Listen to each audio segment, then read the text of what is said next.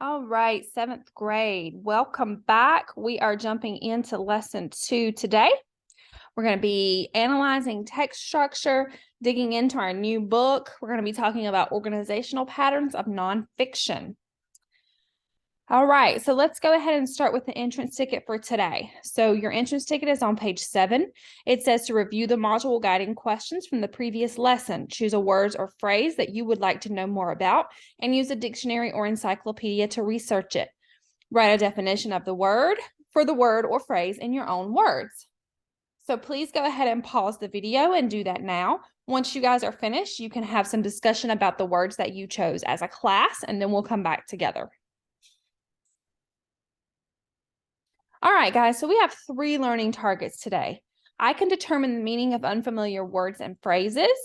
I can find the gist of pages 7 through 15 of patient 0.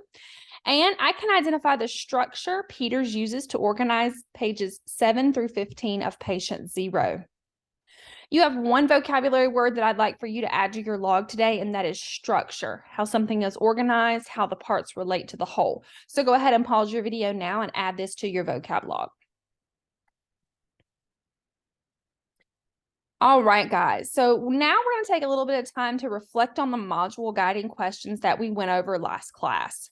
So what I want you to do now is I want you with a think, pair, share partner or an elbow partner to talk about these questions and talk about what they mean. So go ahead and pause the video and work to do that now.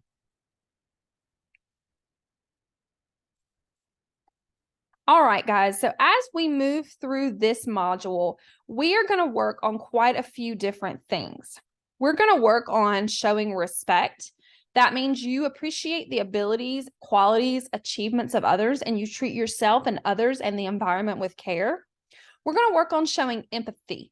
That means you understand and share or take into account the feelings, situation, or attitude of others. And we're going to show compassion.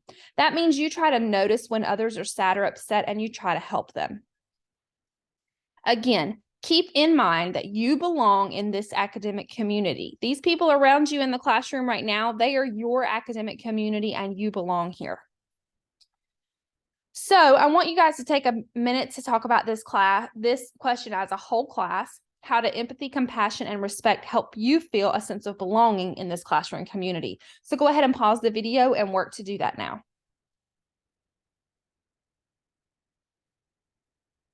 All right, guys.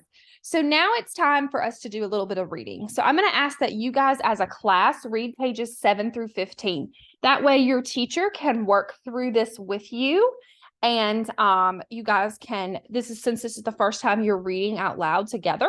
So pages 7 through 15, then we'll come back and talk about what happened and we'll write a gist.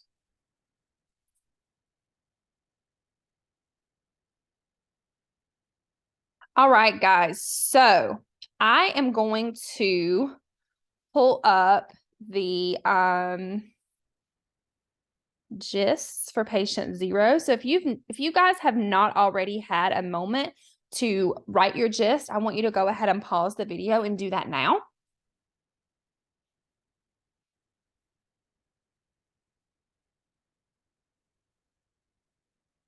All right, guys, thank you for doing that. So let's look at some of the big ideas that happen in this particular section. Maybe. All right, so you guys read 7 through 15. So you read most of this. So these are just sample gists. Goodwoman Phillips died and people responded in fear. So that was like kind of some of the big ideas that happen in this particular section.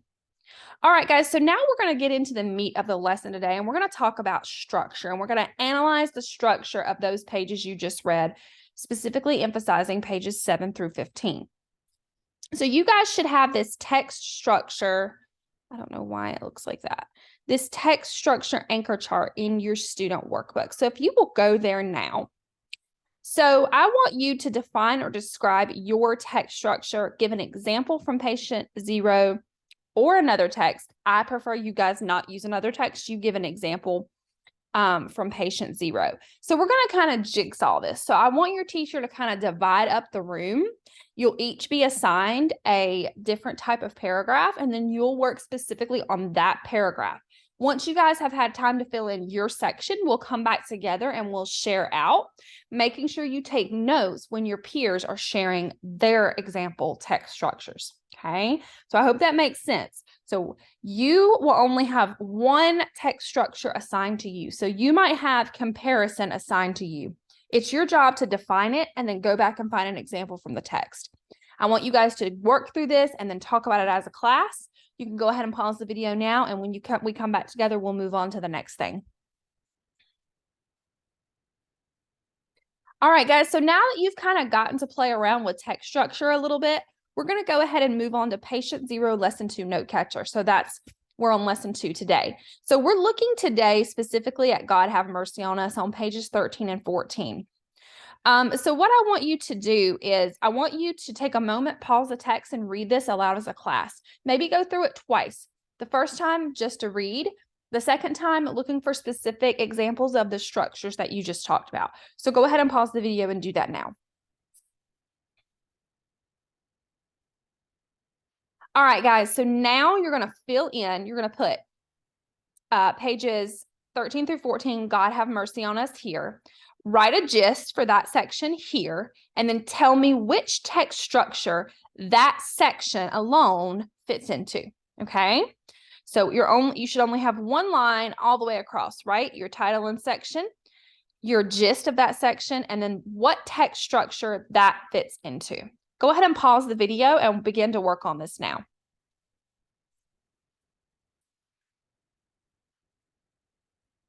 All right, guys, so I'm going to pull up this anchor chart so that you guys can see how it should look. All right. So you guys should have put here, God Have Mercy on Us.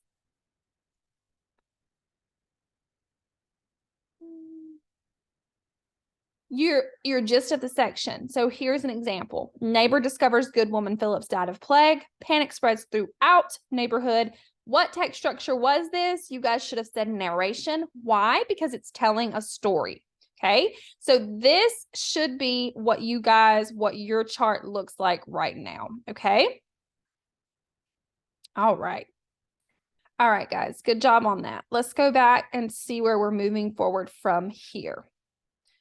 All right, let's look at these questions, and I want you guys to have some discussion as a class. What kind of information is being given in this section? How is the information organized? How does this section further the author's purpose, and why would the author structure it as a narration, so like a story, in order to get the point across? So go ahead and pause the video here, and I want you guys to either turn and talk or have a whole class discussion. That's up to your teacher.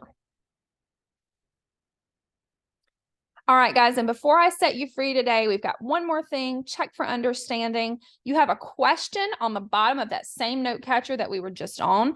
I would like for you to answer the following question with your partner, so with your elbow partner. Which of the following best describes how the section, it's not funny, it's humoral, is mostly structured? So go ahead and answer that now. I'm going to go ahead and sign off here. Once you guys have answered that, I'd love for you guys to have some discussion as a class and share out why you chose the answer you did, why you think it's correct, and have some discussion around if maybe some of your peers chose something different. I'll see you guys soon in lesson 3.